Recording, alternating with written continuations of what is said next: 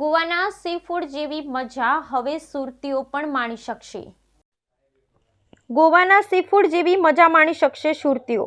ઓલપાડના Dandi beach કિનારે ગુજરાતમાં પહેલી વખત સી ફૂડ ફેસ્ટિવલનું આયોજન।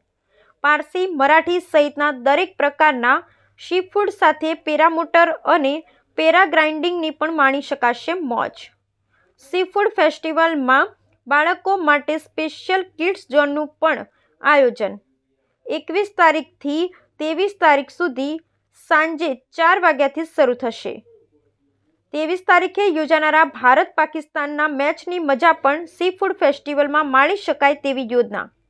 ઓલપાડના દાંડી બીચને પ્રવાસન સ્થળ તરીકે વિકસાવવાના હેતુ સાથે સી ફૂડ ફેસ્ટિવલનું આયોજન કરાયું।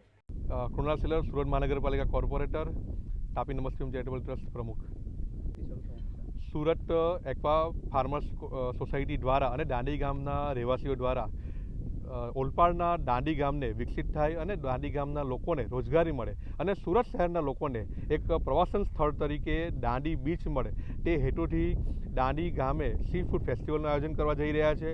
આ સી ફૂડ ફેસ્ટિવલમાં લોકો સી ફૂડ લવર્સ અને સાથે સાથે એન્જોયમેન્ટ કરવા માટે કિડ્સ ઝોન પણ રાખવામાં આવેલ છે અને સુરતમાં પ્રથમવાર પેરામોટર શો, એર શો અને પેરાગ્લાઇડિંગની પણ અમે ઇવેન્ટ કરવાના છે।